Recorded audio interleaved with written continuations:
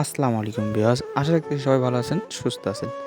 ঘোরাঘুরি পছন্দ নয় এমন মানুষ খুঁজে পাওয়া খুবই কঠিন। আসলে ঘুরতে যাওয়া, ট্যুরে যাওয়া এবং মজাদার খাবার খাওয়া এটা একটা বিশেষ মজাদায়ক জিনিস। আপনি কি জানেন যে কিছু কিছু দেশের মধ্যে বাংলাদেশের 10,000 টাকা বা 15,000 টাকা অ্যাভারেজ একটা বাজেট নিয়ে গেলে আপনি ওই দেশের লক্ষাধিক টাকারও বেশি সমপরিমাণের ট্যুর ব্যবস্থা করতে পারবেন।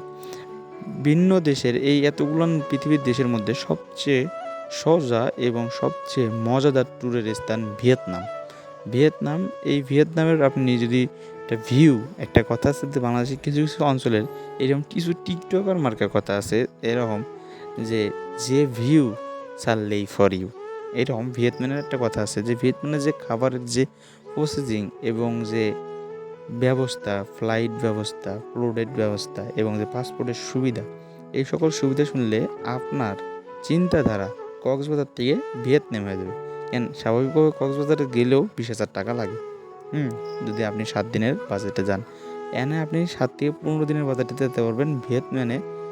আপনার সর্বজনীন সার্বিক সব খরচ মিটিয়ে এবং আপনার যে পাসপোর্ট, ভিসা, এখানে ভিয়েতনামের আগে শুরুতেই বলে নিচ্ছি যে ভিসার কোনো প্রবলেম নাই।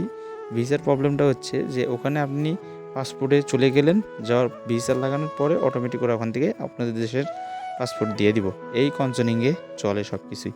আসলে ভিয়েতনামের সব কিছুই সোজা এবং বাংলাদেশের 470 টাকার প্লাস এরকম একটা টাকায় আপনি ওখানে জাস্ট সার্ভিসিং এবং রুম খরচ এবং খাওয়া দাওয়ার খরচের উপর ডিফেন্স করে প্রোগ্রাম রেডি করে।